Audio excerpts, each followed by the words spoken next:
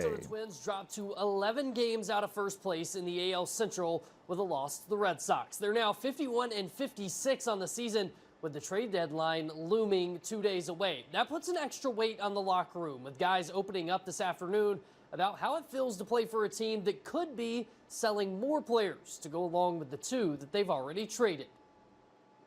Especially with the wild card, the new wild card, every team has a chance to kind of get in. So there's a lot of guys that are buyers, a lot of guys that are sellers, or very few that are sellers. And so, there's a lot of movement, a lot of talk, and a lot of people end up just talking a lot more than they actually do things. So, take it with a grain of salt. I don't see much happening. Obviously, we lost our boy Paddock, but at the same time, we still can win games, and we know that. And so we just go out there and play the game that we love.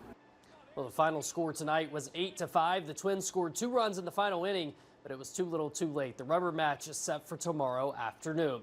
Here's how the Class AA State Legion bracket looks after day 2 of the tournament. Dickinson gets an extra innings win over Bismarck 3-2. Mandan gets the upset as the number 8 seed, knocking off top-seeded Fargo Post 2 by a score of 4-2.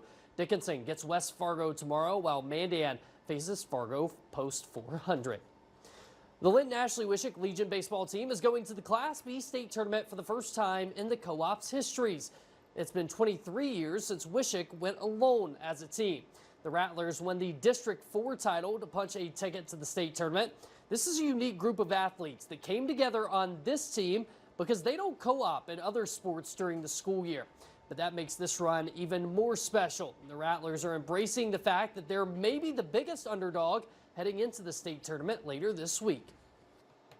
To do it in baseball, I think it means a lot to me, to a lot of the kids that are coming up and starting to think about playing high school baseball, kind of put a spark into their life. And I think for the community too, it's pretty big. I think that we're just gonna ride this high that we're on and go up there and have fun and let these boys play loose. And they seem to play really well when they're playing loose, and they're not worried about it, or they're not intimidated or nervous. I mean, whatever happens, happens. No one was expecting us to be there, and we're there.